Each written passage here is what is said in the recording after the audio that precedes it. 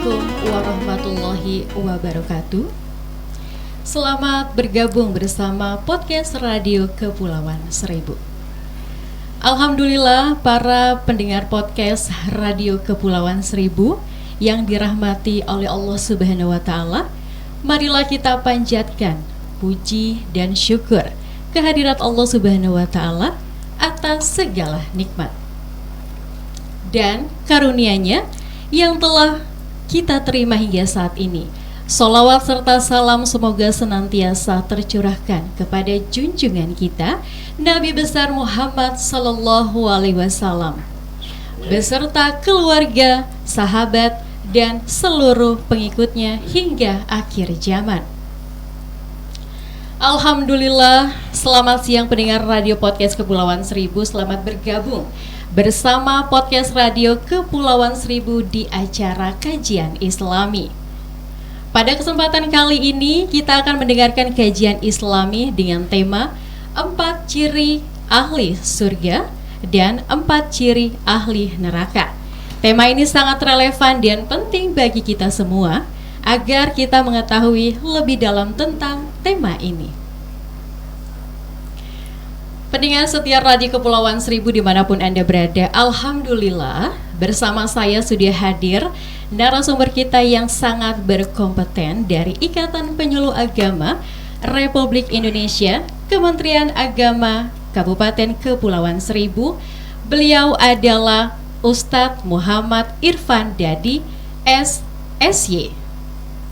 Baik pendengar podcast Radio Kepulauan Seribu dimanapun Anda berada, sebelum kita mendengarkan kajian Islami dengan tema kita di siang hari ini, mari kita berkenalan terlebih dahulu dengan narasumber kita di siang hari ini. Selamat siang Pak Ustadz. Alhamdulillah, selamat siang Mbak Santi.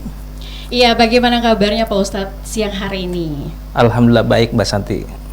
Oke, silakan Pak Ustadz untuk sedikit menyapa pendengar setia Radio Podcast Kepulauan Seribu. Baik, terima kasih Mbak Santi. Bismillah walhamdulillah. Baiklah, ikhwan akhwat pendengar setia Radio Kepulauan Seribu dimanapun Anda berada, mudah-mudahan ikhwan akhwat selalu sehat, selalu diberkahi oleh Allah Subhanahu wa Ta'ala. Amin. Insya Allah dalam waktu sejam ini kita akan bersama di Radio Kepulauan Seribu membahas tema 4 ciri calon penghuni surga dan 4 ciri calon penghuni neraka. Iya Pak Ustadz, silakan untuk sedikit memberikan profil singkatnya Pak Ustadz nih. Baiklah, profil singkat saya, nama lengkap Muhammad Irfan Dadi, SSY, biasa dipanggil kalau di rumah AA Irfan. Iya, orang Sunda Pak Ustadz ya? Iya, almarhum ibu Sunda, iya? Bapak Betawi Mbak Santi. Oke, jadi dipanggilnya AA. ke Sunda ya? Iya, Sunda. Oke. Profil singkat saya saat ini bertugas sebagai penyuluh Kepulauan Seribu, bertepatan binaan di wilayah Kepulauan Seribu Selatan, Mbak Santi, Iya. Masya Allah. Riwayat pendidikan, saya pernah mondok di Gontor, lanjut sarjananya di Darun Najah, dan saya sempat selesai juga S2 di UMJ. Ya, mungkin itu saja profil singkat saya. Nanti bisa kurang lebihnya nanti bisa kontak pribadi kali ya Mbak Santi ya. Japri ya Pak Ustadz? Japri. Oke Pak Ustadz, sudah berapa lama bertugas di pulau Pak Ustadz? Untuk tugas di pulau kurang lebih hampir 1 tahun Mbak Santi. Hampir 1 tahun, betul ya. Pak Ustadz? Alhamdulillah, insya Allah. Alhamdulillah Pak Ustadz ya, karena sudah menjadi kewajiban ya Pak Ustadz. Benar ya? Mbak Santi. Baik, itu dia sedikit profil singkat dari Pak Ustadz kita di siang hari ini. Nah, untuk warga Kepulauan Seribu dan sekitarnya, dengerin podcast kami atau gabung di Facebook radio kami. Dan jika ingin mengajukan pertanyaan seputar tema kita dengan narasumber kita di siang hari ini, jangan lupa sebutkan nama, alamat, dan juga pertanyaannya ya. Baiklah Pak Ustadz dan pendengar setia radio podcast dimanapun Anda berada, mari bersama kita dengarkan kajian Islami dari narasumber kita, dan jangan lupa untuk berbagi informasi seputar tema kita di siang hari ini ya. Iya, kepada Pak Ustadz Muhammad Irfan Dadi SSY, kami silakan untuk menyampaikan kajian Islami. Silakan Pak Ustadz. Terima kasih Mbak Santi. Bismillahirrahmanirrahim. Assalamualaikum warahmatullahi wabarakatuh. Alhamdulillahilladzi binikmatil iman wal islam wassihah wassalamah wal afiyah. Wassalatu wassalam ala Rasulillah Sayyidina Muhammad ibni Abdillah wa ala alihi wa sahbihi wa mawalah. Subhanaka la ilma lana illa ma 'allamtana innaka antal alimul hakim. Rabbi shrah li sadri wa yassir li amri wahlul 'uqdatam min lisani yafqahu qawli bijahin nabi wa ali wa sahbihi. Alhamdulillah, puji syukur kita panjatkan kehadirat Allah Azza wa Jalla atas limpahan rahmat, taufik dan hidayahnya beserta nikmatnya yang tak terhingga. Di antara nikmat Allah yang kita rasakan adalah nikmat air. Seandainya Allah cabut nikmat air dari permukaan bumi ini, maka hitungan hari satu persatu dari kita akan terkapar kehausan, kekeringan. Sebagaimana Allah jelaskan dalam surah Al-Mulk ayat 30. Qul ara'aitum in asbaha ma'ukum ghawra famay ya'tikum bima'in ma'in. Katakanlah wahai Rasul, bagaimana pendapatmu sekiranya di pagi hari semua air yang kalian miliki habis, semua wadah air di permukaan bumi ini, baik itu lautan, sungai, itu semua kering. Fama ya'tikum bima'in ma'in. Lalu siapa yang mendatangkan air yang mengalir untuk kalian semua? Ayat ini menjelaskan bahwa air merupakan sumber kehidupan kita dan berfungsi sebagai menjaga ekosistem alam ini biar stabil. Oleh karena itu, mari kita mensyukuri atas segala nikmat dan karunia yang Allah berikan kepada kita semua. Salawat serta salam semoga tercurahkan pada junjungan kita, suri tauladan kita, idola kita sepanjang hayat, yakni baginda Nabi kita Muhammad sallallahu alaihi wasallam beserta keluarganya, para sahabatnya, para tabi'in, tabi'in dan seluruh umatnya termasuk kita di dalamnya. Kelak insyaallah mendapatkan syafaatul uzma di yaumil qiyamah. Amin amin ya rabbal alamin. Alhamdulillah, pada kesempatan kali ini kita bisa membersamai di Radio Kepulauan Seribu, membahas, mengkaji tentang 4 ciri calon penghuni surga dan 4 ciri calon penghuni neraka. Allah Subhanahu wa ta'ala berfirman dalam surat Al-An'am ayat 132. Bismillahirrahmanirrahim. Walikulli darajatum mimma amilu wa ma rabbuka bighafilin amma ya'malun. Setiap kita akan memperoleh derajat, tingkatan, kata Allah, tergantung apa yang kita kerjakan. Wa ma rabbuka bighafilin amma ya'malun. Dan Allah tidak pernah lengah pandangannya terhadap manusia atas apa yang mereka kerjakan. Ayat ini menjelaskan bahwa semua aktivitas kita, kegiatan kita, baik buruknya, besar kecilnya, terpantau, terekam oleh CCTV-nya Allah Subhanahu wa ta'ala. Oleh karenanya dunia ini darul amal, tempatnya kita beramal soleh. mengumpulkan bekal kita ke kampung halaman, yaitu negeri akhirat. Sedangkan akhirat itu darul jaza, tempatnya balasan. Jika itu baik, maka balasannya pahala yang berlipat ganda. Namun jika itu buruk, maka balasannya adalah siksaan yang setimpal atas keburukannya. Oleh karena itu, para pendengar setia RKS, mari kita bermuhasabah diri untuk mempersiapkan bekal kita di kemudian hari, yaitu akhirat, dengan cara memperbanyak ibadah dan meneladani, mengikuti ciri-ciri calon penghuni surga sebagaimana yang telah dijelaskan oleh Rasulullah Shallallahu Alaihi Wasallam. Innallaha ja'ala bani Adam ala samani khisal minha arba'un li ahlil jannah, wajhun malihun, wa lisanun fasihun, wa qalbun taqiyun, wa yadun syakhiyun, wa arba'un li ahlin nar, wajhun abisun, lisanun fahisun, wa qalbun syadidun, wa yadun bakhil.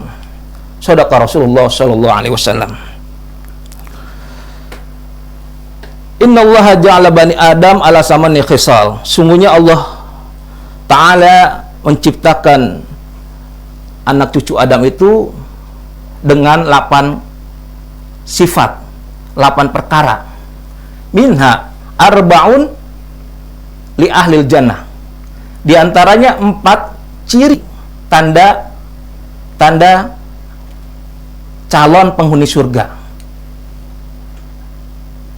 Ini kita sudah digambarkan oleh Rasulullah. Ini calon-calon penghuni surga sudah dijelaskan oleh Rasulullah di dunia. Apa saja para pendengar setia? Yang pertama adalah wajhun malihun, wajahnya yang manis, berseri-seri, selalu ceria. Wajah ketika orang melihatnya itu menyejukkan hati, menyenangkan hati. Kenapa? Karena ada aura positif, aura baik di wajahnya. Dan itu terpancar ketika wajahnya itu enak dipandang, enak dilihat, memikat setiap orang yang melihatnya. Dan juga tercermin dari senyuman yang tulus dan ikhlas, yang bersumber dari hati. Karena ada, Mbak Santi, senyuman yang itu kamuflase, hanya tipuan belaka. Iya, Pak Ustaz. Karena ada maksud dan tujuan. Nah, tapi itu sifatnya tidak alami, tidak awet, Mbak Santi. Iya. Tapi kalau senyuman dari hati itu akan terlihat manis, bersifat alami. Sebagaimana Allah berfirman dalam surah Al-Imran ayat 107, wa amma alladhina biyaddat wujuhum fa fi rahmatillah hum fiha khalidun. Yang artinya, adapun orang yang wajahnya putih berseri-seri, penuh senyuman, mereka itu kekal berada di surga sebagai bentuk rahmat Allah Subhanahu wa ta'ala. Dalam hadis juga dijelaskan, tabassumuka fi wajhi akhika laka shadaqah. Senyummu di hadapan saudaramu itu sedekah bagimu. Kenapa? Karena itu menyenangkan hati. Oleh karena itu, para pendengar setia RKS, mari kita berusaha menjadi calon penghuni surga. Dengan cara apa? Dengan cara kita berlatih ketika kita bertemu teman, kita tampakkan senyuman yang ikhlas, yang alami, ya ekspresi dari hati. Itu tanda satu tandanya wajuhun malihun, wajahnya selalu ceria. Itu tanda-tanda calon-calon penghuni surga itu seperti itu. Kita kalau misalkan ketemu orang wajahnya manis, itu dia calon penghuni surga. Nah, yang kedua, lisanun fasihun. Lisannya selalu bicara itu yang baik-baik, ya. Nggak kotor, nggak menyakiti. Tutur katanya indah, lemah lembut, menyejukkan hati bagi orang yang mendengarnya. Kalau dia berjanji, kalau lisannya berjanji, dia menepati, Mbak Isti, Mbak Santi. Dijelaskan dalam Al-Quran, wa aufu bi ahdillah idza ahadtum wa la tanqudu aiman ba'da tauqidiha. Surah An-Nahl ayat 91. Yang artinya, tepatilah janjimu dengan Allah Subhanahu wa ta'ala apabila kamu berjanji, idza ahadtum walantar kudu aimana ba'da tauqidiha, dan jangan kamu melanggar sumpahmu sendiri, janjimu sendiri. Jadi kalau misalkan ibadah kita pas-pasan, Mbak Santi nih, ya pas-pasan, nggak maksimal lah contohnya misalnya, tapi lisan kita ini tidak pernah menyakiti orang lain, maka surga tempatnya. Amin. Surga tempatnya. Selama lisan kita tidak menyakiti orang lain, surga tempatnya. Seperti janji Allah Subhanahu wa ta'ala. Jadi rumusnya kata Rasul, kalau kita pengen selamat di dunia dan akhirat, yang pertama, salamatul insan fi hifzil lisan. Keselamatan seseorang itu tergantung dalam menjaga lidahnya. Dan yang kedua adalah man kana yu'minu billah wal yaumil akhir falyakul khair aw liyasmut. Barang siapa yang beriman kepada Allah dan hari akhir, maka berkatalah yang baik-baik saja. Dan kalau perlu, kalau nggak bisa berkata baik, diam. Itu dia tanda yang kedua calon penghuni surga. Lisannya selalu terjaga, tutur katanya indah. Itu. Jadi kalau kita ketemu teman, kalau ngobrolnya asik, indah-indah, tidak pernah terucap kata-kata kotor, itu dia calon penghuni surga. Nah, kita bisa lihat itu karakter-karakter calon penghuni surga sesuai yang digambarkan oleh Rasulullah SAW. Dan yang ketiga tanda calon penghuni surga, kolbun takiyun. Yang tadi kan lisan ya. Yang pertama wajahnya selalu ceria, ya berseri-seri manis, ya. Yang kedua itu lisannya terjaga, selalu bicara yang baik-baik. Yang ketiga adalah kolbun, hati, kolbun takiyun, hati yang penuh takwa. Hatinya takut kepada Allah Subhanahu wa ta'ala. Tapi ini ada tantangannya, Mbak Santi. Iya, tantangannya diajak judi sama temennya nggak mau, diajak ngerumpi nggak mau, takut. Takut apa? Takut dosa. Iya, takut nanti mampir ke neraka. Karena dia takut ini, dia dibimbing oleh Allah Subhanahu wa ta'ala. Jadi rasa takutnya itu membuat dia semakin dekat sama Allah Subhanahu wa ta'ala, sehingga terwujudlah amalan-amalan ketaatan kepada Allah Subhanahu wa ta'ala. Sebagaimana yang dijelaskan dalam Al-Quran surah At-Tolak ayat 3. Wa may yattaqillah fahuwa hasbuh. Barang siapa yang bertakwa kepada Allah, maka Allah cukupkan tuh keperluannya. Mau beli rumah cukup, mau renovasi cukup, mau beli mobil cukup, mau haji umroh cukup. Enak ya, cukup ya. Mintanya cukup ya, serba cukup. Mintanya cukup ya, itu janji Allah bagi orang yang bertakwa. Dan Allah juga perintahkan dalam Al-Quran, Iyyaka na'budu wa iyyaka nasta'in. Hanya padamulah kami menyembah, hanya padamulah kami mohon pertolongan. Tartibul kalimah, na'budu dulu baru nasta'in. Kalau na'budunya terlaksana, nasta'innya tokcer. Jadi kalau ibadahnya kita tuh sudah beres, 5 waktu dikerjain, insya Allah nasta'innya, pertolongan Allah itu pasti datang. Asalkan na'budunya beres, ibadahnya beres, doa didengarkan, permohonan dikabulkan, munajat diterima. Kenapa? Karena na'budunya beres, nasta'innya nikmat. Jadi kita nggak diajarkan iyyaka nasta'in wa iyyaka na'budu, tapi na'budu dulu baru nasta'in. Jadi kalau dalam diri kita terdapat hati yang penuh takwa kepada Allah, maka dengan sendirinya akan memancarkan aura positif, aura yang baik. Wajahnya selalu ceria, tutur katanya lemah lembut, baik gitu. Karena hatinya baik, terhindar dari penyakit hati. Itu dia tanda yang ketiga. Tanda yang keempat adalah wayadun syakhiyun. Yadun syakhiyun, tangan yang dermawan. Jadi orang kaya, kayanya hanya di tangan, bukan di hati. Kayanya di tangan, lalu diberikan kepada orang yang membutuhkan, gitu.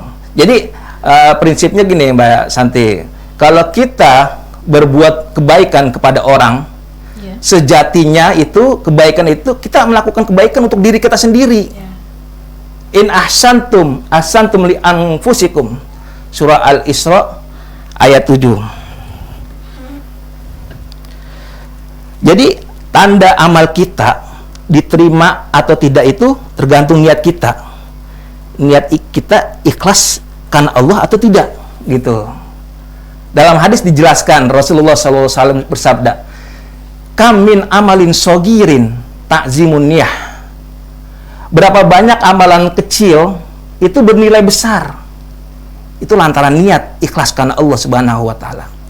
Wa kam min amalin kabir tasgirun niyah. Berapa banyak yang amalan yang besar tapi bernilai kecil karena niat juga, gitu.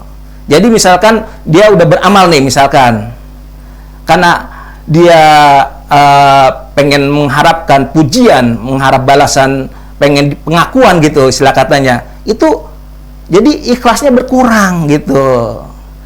Bahkan amalan kita itu tidak ada nilai sama sekali kalau kita tidak didasari dengan niat ikhlaskan Allah Subhanahu wa taala. Jadi intinya yang menentukan amal kita diterima atau tidak itu karena niat kita. Innamal a'malu binniyah. Orang yang sifatnya dermawan itu dia paham, mengerti bahwa apa yang dibawa mati adalah apa yang disedekahkan, gitu. Itu yang kekal dan abadi. Dalam hadis juga ditegaskan nih, as-sakhiyu qaribu minallah, qaribu minan nas, qaribu minal jannah, ba'idu minan nar. Orang yang dermawan itu dekat dengan Allah, dekat sama manusia, dekat dengan surga. Wa ba'idu minan nar, jauh dari neraka. Itulah tanda-tanda calon penghuni surga. Saya kupas lagi, saya ingatkan kembali. Yang pertama, wajhun malihun, wajahnya selalu ceria, manis, berseri-seri, gitu. Yang kedua, lisanun fasih, selalu berkata yang baik-baik, gitu ya. Tidak mengeluarkan kata yang menyakitkan hati orang lain. Yang ketiga itu hati yang penuh takwa. Yang keempat adalah yadun, tangan yang mudah, ya, dermawan. Wa yadun syakiyun, tangan yang dermawan. Rasulullah juga menjelaskan 4 ciri calon penghuni neraka. Ini dia. Na'udzubillah, semoga kita terhindar dari sifat ini. Yang pertama apa? Kata Rasul, wajhun abisun, wajahnya muram, suka marah, cemberut gitu. Pernah nggak Mbak Santi pernah ketemu orang seperti ini? Cemberut aja wajahnya, bawaannya marah terus gitu. Ada ya? Ada, Pak Ustadz. Gitu. Makanya kita hindari kayak begini, sifat kayak begini nih. Ini udah dijelaskan oleh Rasul, semoga ini bisa menjadi pelajaran kita. Iya. Agar kita tidak suka marah, tidak suka cemberut gitu. Harus bersikap manis gitu ya. Rasulullah juga menggambarkan man katsura dunubuhu dhahaba bahauhu. Barang siapa yang banyak dosanya, itu hilang, Mbak Santi, sinar wajahnya gitu. Itu kata Rasulullah SAW. Jadi bisa jadi wajahnya muram, selalu cemberut, suka marah, itu karena dosa gitu. Karena dosa dia, bisa jadi gitu. Ini kata Rasulullah SAW. Wajah yang muram ini adalah cerminan hati yang kotor, penuh dendam, penuh sifat penyakit hati, dusta, iri, merasa paling benar, merasa paling soleh. Ini dia. Kita harus tinggalkan ini. Sebagai muslim yang baik, kita harus tinggalkan sifat-sifat seperti ini. Min husni islamil mar'i tarkuhu ma la ya'nihi. Di antara kebaikan, tanda kebaikan keislaman seorang itu meninggalkan apa yang ia anggap itu tidak berguna. Jadi kalau sifat kayak angkuh, sombong, itu tinggalkan. Kita kembali introspeksi, muhasabah diri, tinggalkan itu semua. Itu tanda kebaikan seorang muslim. Dan yang kedua, tanda calon penghuni surga. Tadi calon penghuni neraka, ya. Lisanun fahisun. Lisannya selalu berkata kotor. Ya, selalu menyakiti hati. Udah wajahnya nggak ngenakin, cemberut gitu ya. Ekspresi wajahnya penuh angkara murka, ya. Kalimat yang keluar dari mulutnya kalimat yang kotor, naudzubillah. Sungguhnya seorang Islam itu tidak seperti itu. Iya, Pak Ustadz. Ya. Dalam Al-Qur'an juga dijelaskan dalam surah Al-Mu'minun ayat 3. Walladzina hum 'anil lagwi mu'ridun. Jadi kita harus tinggalkan perkataan maupun perbuatan yang tidak berguna bagi kita. Jadi kalau kita tidak bisa berkata yang baik, kita tahan. Kita tahan, lebih baik kita tahan. Kita diam. Karena itu menjadi malapetaka kalau kita mengucapkan kalimat yang menyakiti hati orang lain, gitu. Karena Nabi SAW pernah berpesan nih, ketika Nabi berkumpul dengan para sahabat, Nabi menanyakan pada para sahabat nih, ini hadis, atadrunal muflis, teman-temanku, ya misalkan bahasa ininya teman-teman, gitu, tuan-tuan, atadrunal muflis, ada yang tahu nggak siapa orang bangkrut, orang rugi, orang yang sial, gitu. Macam-macam nih jawaban sahabat nih zaman Rasulullah SAW. Ada yang bilang orang muflis itu, orang yang rugi itu, orang bangkrut itu orang yang dipecat jabatannya, PHK gitu contohnya. Ada yang bilang kalau dagang nggak laku. Ada yang bilang juga al-muflisu fina man la dirham wala mata. Orang muflis itu orang yang nggak punya duit. Apalagi zaman sekarang serba susah ya Mbak Santi ya. Benar, Pak Ustadz. Nah, tapi kata Rasulullah, bukan orang rugi, orang bangkrut itu orang yang nggak punya duit, bukan orang yang PHK, bukan orang yang dagang nggak laku, bukan itu kata Rasul. Al-muflisu min ummati mayati yaumal qiyamah bis-sholatin wasyamin wa zakatin. Pada hari kiamat itu dia datang menghadap Allah dengan pahala sholat, pahala puasa, pahala zakat. Di satu sisi dia ahli ibadah, di satu sisi dia membawa dosa karena pernah menyakiti hati orang lain semasa hidupnya, menzolimi orang lain. Itu, ini orang bangkrut nih. Jadi enak dia laporannya, ya Allah, Ini bahasa kita nih. Ya Allah, ini pahala sholat saya ya Allah. Datang orang sebelah kiri. Sebentar ya Allah. Memang dia ahli ibadah, ahli sholat, tapi dia di dunia menyakiti saya. Saya tidak bisa balas keburukannya di dunia. Saya ingin menuntut keadilan ya Allah. Benar itu? Sini pahala sholatmu. Kasihin ke orang yang kau sakiti. Itu bangkrut nggak tuh? Pahala dikasihin. Sayang banget. Iya benar. Dan dia lapor lagi, ya Tuhan, ini pahala zakat saya. Datang lagi sebelah kiri. Sebentar Tuhan, memang dia ahli sedekah, bayar zakat, tapi dia mengambil harta saya secara zolim. Benar nggak tuh? Ya, ada saksi nggak? Ada, benar. Sini pahala zakatmu, kasih orang yang kau ambil hartanya. Bangkrut nggak tuh? Pahala dipretelin, ya. Lebih parahnya lagi, idza faniyat hasanatuhu qabla ayyub doma alaihi. Pahala udah burus nih, udah habis. Tapi yang nagih masih banyak. Iya, nagih masih banyak. Masih banyak orang yang disakiti, masih banyak dia zolimi, masih banyak harta yang diambil secara zolim, gitu. Masih banyak yang nagih. Apa yang terjadi? Ukhidha min khotoyahum, gitu. Diambil tuh dosa orang yang dia sakiti. Lalu dikasihin ke yang dia pelakunya nih. Jadi kalau kita nyakiti orang lain, diambil tuh dosanya, dikasih ke kita, tuh bangkrut tuh. Pahala dipretelin, dosa dikasih. Astagfirullahaladzim. Naudzubillah, summa naudzubillah. Maka dari sini kita ngambil hikmahnya, saudara. Kita jaga lisan kita. Jangan sampai kita menyakiti hati orang lain dengan lisan kita. Karena keselamatan di dunia dan akhirat itu terletak pada lisan kita. Nah, itu yang kedua yang bestia, calon penghuni neraka. Iya, Pak Ustadz. Mbak Santi, Masya Allah, nggak suka kebalik. Yang ketiga ya, Mbak Santi ya. Iya. Wa qalbun syadid, hati yang keras. Kal hajar, seperti batu. Hatinya wangkeng. Wangkeng apa bahasa Betawi ya?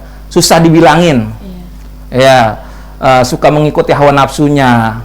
Diberi nasihat kebaikan sama orang lain, tidak bisa menerima dia. Kenapa? Karena dirinya merasa paling benar, yang lain salah, yang lain neraka.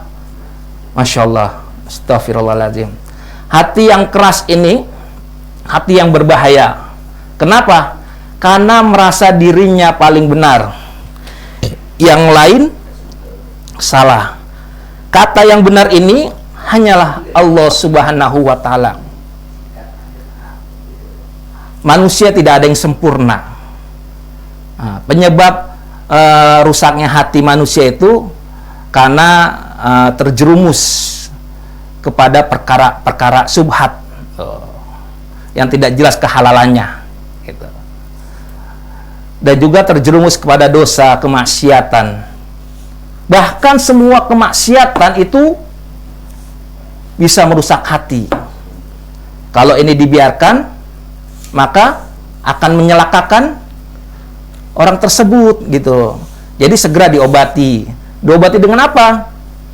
Wasari'u ila magfirati min rabbikum. Segera bertobat, memohon ampun kepada Allah Subhanahu wa Ta'ala. Itu. Yang keempat, ya tadi yang ketiga udah ya. Iya, udah Pak Ustadz. Yang keempat adalah wayadun bakhil. Tangan yang pelit, yang bakhil, ya pelit ya. Orang yang lebih mementingkan diri sendiri. Tidak ada rasa kepedulian kepada orang lain, tidak mau berbagi kepada fakir miskin. Orang yang seperti ini orang terlalu cinta sama dunia. Karena merasa dirinya hartanya itu ya sabu annamau akhladah. Merasa kekal, hartanya dapat mengekalkan dia, padahal tidak, gitu loh. Padahal tidak. Yang mengekalkan dia itu hanya amal soleh yang nanti dibawa ke hadapan Allah Subhanahu wa taala. Makanya dalam hadis dikatakan al-bakhil ba'idu minallah, ba'idu minan nas, ba'idu minal jannah, wa qaribum minan nar. Nah, al-bakhil itu orang yang pelit itu jauh dari Allah, jauh dari manusia, jauh dari surga, dekat dengan neraka. Na'udzubillah summa na'udzubillah. Dalam Al-Quran surah Al-Imran ayat 180 juga ditegaskan, sayatawakuna bakhilu ma bakhilu bihi, sayatawakuna ma bakhilu bihi yaumal qiyamah.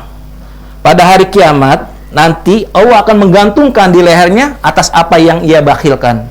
Na'udzubillah summa na'udzubillah.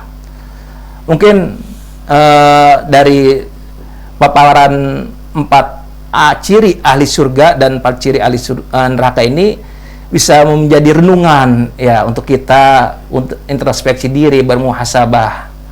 Itu aja kali Mbak Santi ya. Iya Pak Ustadz. Kalau secara ditelaah itu sebenarnya 4 ciri ahli surga dan neraka itu tidak terlalu berat ya Pak Ustadz ya.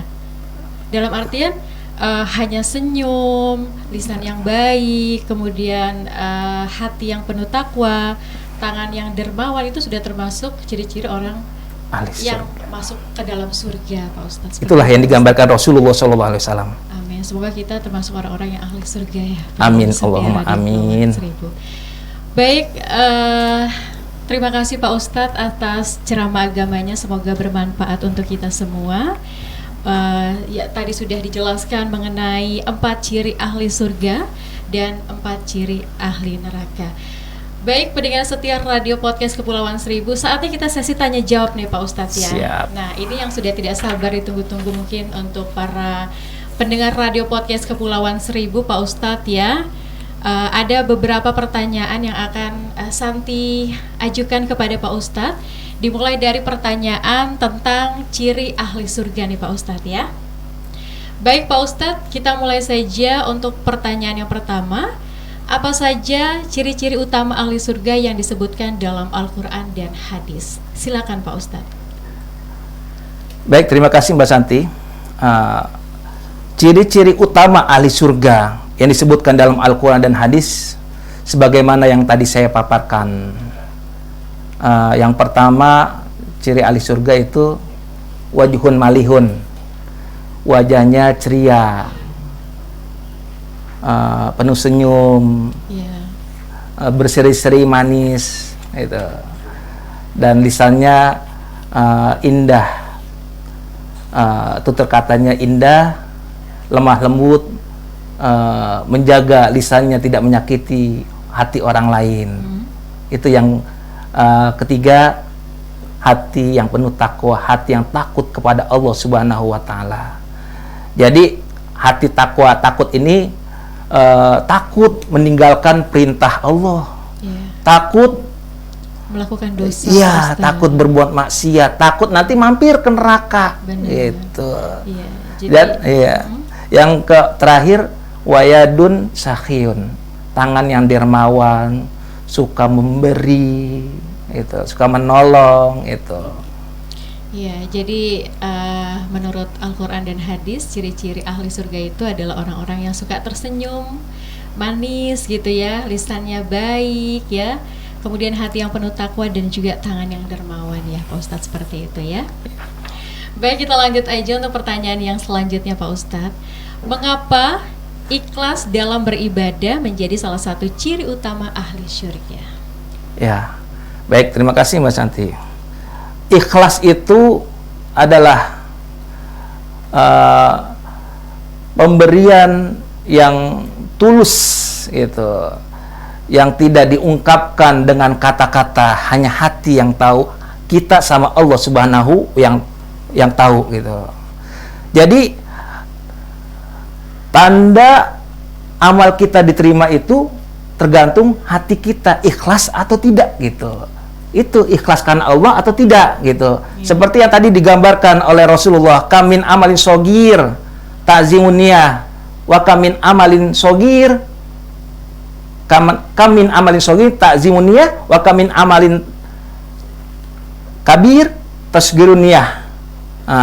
Jadi amalan yang tidak didasari dengan niat yang ikhlas gitu tidak bernilai apa-apa, tidak sempurna gitu. Gitu Mbak Santi. Iya, seperti fenomena mungkin di zaman modern seperti saat ini, kalau pada saat beribadah kemudian di-upload di media sosial gitu, itu termasuk tidak ikhlas ya Pak Ustadz ya? Itu salah satu kembali lagi niat ya Mbak Santi. Sekarang kan zaman serba teknologi, ya semua itu serba digital, ya. Mungkin bisa jadi kita mengupload foto itu sebagai pengingat yang melihatnya, pengingat untuk ibadah gitu. Jadi kembali lagi tergantung niat gitu. Tergantung niatnya, baik atau tidak ya Pak Ustadz, seperti itu ya. Oke, kita lanjut lagi untuk pertanyaan yang ketiga nih Pak Ustadz ya. Bagaimana cara seseorang menjaga amanah dan janji agar termasuk golongan ahli surga? Baik, pendengar setia RKS, pertanyaan yang bagus ya. Bagaimana cara seorang menjaga amanah janji ya? Amanah itu adalah ujian dari Allah Subhanahu wa taala untuk mengukur keimanan kita gitu. Dan itu ada dua. Amanah itu ada dua, ada secara vertikal, secara horizontal. Kalau secara vertikalnya, amanah yang diberikan kepada kita, yang Allah berikan kepada kita adalah yang tujuannya makhluk itu ibadah. Itu amanah gitu. Kalau misalkan kita lagi jualan atau lagi kerja gitu, adzan udah berkumandang, tinggalkan itu gitu. Itu amanah, langsung sholat gitu. Orang yang mendahulukan amanah Allah dan tidak memperdulikan kerugian perniagaan, itu yang akan diperoleh surga. Dia akan memperoleh surga di akhirat. Jadi mendahulukan amanah Allah itu secara vertikal ya. Kalau secara horizontal, kita harus berbaik sangka, berbuat baik. Kalau kita berjanji, kita menepati. Kenapa? Karena ingin menjaga kepercayaan orang lain kepercayaan orang lain terhadap kita gitu. Jadi intinya harus jujur, amanah gitu. Itu Mbak Santi. Ya, memang agak sulit ya Pak Ustadz ya untuk dititipkan amanah gitu ya. Apalagi oleh Allah Subhanahu wa taala Pak Ustadz ya. Baik, ini pertanyaan terakhir seputar ciri-ciri ahli surga ya. Pak Ustadz, bagaimana sih hubungan antara akhlak mulia dan kedudukan seorang di surga? Masya Allah, pertanyaan yang bagus Mbak Santi. Baik, akhlak mulia atau akhlakul karimah itu merupakan tanda sempurnanya iman seseorang. Dalam hadis dikatakan akmalul mu'mina imanan ahsanum khulqan. Seorang mukmin dianggap sempurna imannya kalau dia baik akhlaknya. Gitu. Jadi orang yang penghuni surga itu insya Allah akhlaknya baik semua gitu. Yang nggak baik calon penghuni neraka gitu. Iya, pokoknya kalau yang baik-baik itu ke surga ya Pak Ustadz. Insya Allah. Kalau yang buruk-buruk itu ke neraka Pak Ustadz. Iya. Oke, jawabannya cukup singkat ya pendengar setia Radio Podcast. Itu dia tadi 4 pertanyaan sudah Santi ajukan kepada Pak Ustadz ya mengenai ciri ahli surga. Nah, kita lanjut untuk pertanyaan tentang ciri ahli neraka nih Pak Ustadz. Baik Pak Ustadz, pertanyaan selanjutnya, apa yang dimaksud dengan mendustakan ayat-ayat Allah dan bagaimana contohnya dalam kehidupan sehari-hari? Baik, terima kasih Mbak Santi. Pertanyaan yang bagus ini. Apa yang dimaksud dengan mendustakan ayat-ayat Allah? Maksudnya di sini adalah tidak mengindahkan perintah Allah gitu. Mengingkari nikmat Allah Subhanahu wa taala. Dalam Al-Qur'an surat Al-Hasyr ayat 19, wala takunu kalladzina nasullaha fa ansahum anfusahum. Janganlah kamu melupakan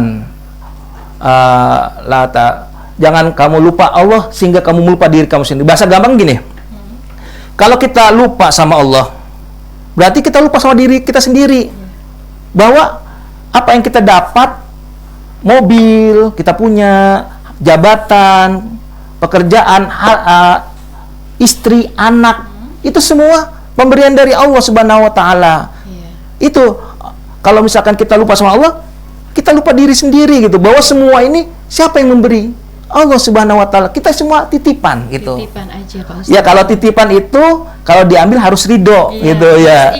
Harus ikhlas gitu. Jangan mengeluh gitu. Iya, kalau kenapa banyak yang nggak ridho?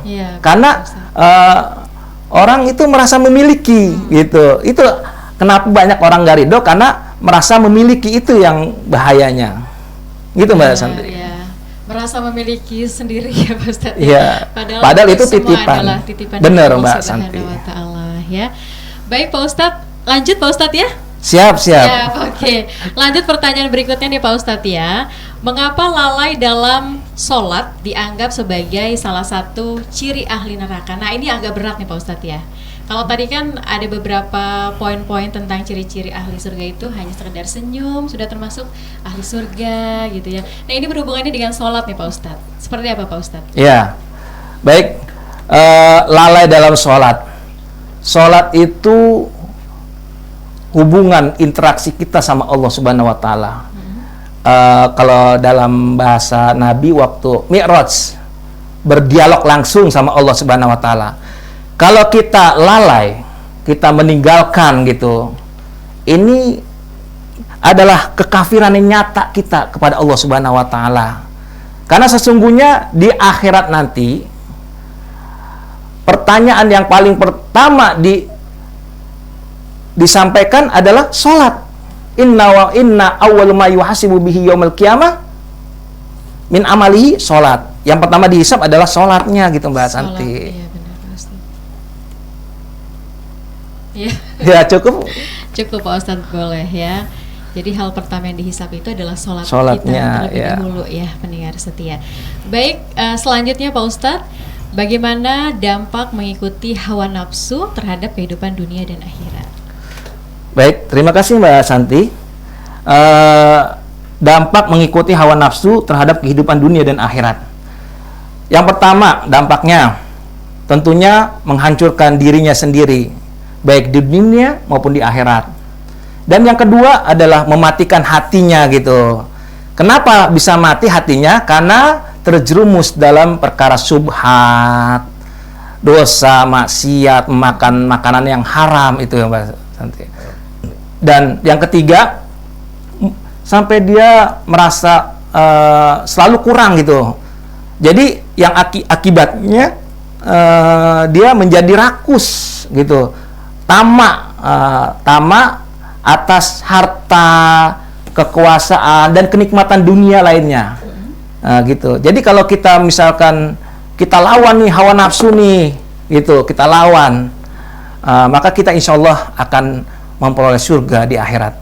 Itu dijelaskan dalam Al-Quran surah An-Naziat ayat 40-41. Wa amma man khafa maqama rabbih wa nahaa nafsa 'anil hawa fa innal jannata hiyal ma'wa gitu. Barang siapa yang takut akan kebesaran Allah dan menghindari diri dari hawa nafsu, maka surga tempatnya. Itu Mbak Santi. Ya, subhanallah ya, itu beberapa jawaban yang sudah diberikan oleh Pak Ustadz kita di siang hari ini ya. Baiklah, itu dia tadi jawaban mengenai tema kita tentang 4 ciri ahli surga dan 4 ciri ahli neraka. Semoga bermanfaat untuk kita semua ya. Baik Pak Ustadz, sebelum kita akhiri podcast kita di siang hari ini, silakan untuk memberikan pesan dan kesan singkat kepada pendengar radio podcast Kepulauan Seribu tentang tema kita di siang hari ini, yaitu 4 ciri ahli surga dan 4 ciri ahli neraka. Silakan Pak Ustadz. Baik, pesan singkat saya, mari kita jalani hidup ini dengan bijak, berperilaku yang baik, membantu sesama. Sesungguhnya sejatinya kalau kita melakukan kebaikan kepada orang lain, itu kita melakukan kebaikan untuk diri kita sendiri. In ahsantum li anfusikum. Jadi jangan bosan berbuat baik, teruslah berbuat kebaikan. Semoga Allah mudahkan kita memiliki sifat-sifat ahli surga yang tadi saya sebutkan, dan terhindar dari sifat-sifat ahli neraka. Dan semoga harapannya di akhir hidup kita Allah wafatkan dalam keadaan husnul khatimah. Amin, amin ya rabbal alamin. Oke, terima kasih Pak Ustadz sudah berbagi Sama-sama, Mbak kajian Santi. Islami di siang hari ini, pendengar setia. Iya, pendengar setia Radio Podcast Kepulauan Seribu, baru saja kita dengarkan bersama kajian Islami bersama IPARI Kemenak Kabupaten Administrasi Kepulauan Seribu bersama dengan Ustadz Muhammad Irfan Dadi SSY dengan tema 4 ciri ahli surga dan 4 ciri ahli neraka, dan semoga bermanfaat. Amin. Ya, baiklah pendengar setia Radio Podcast Kepulauan Seribu, terima kasih atas kebersamaannya.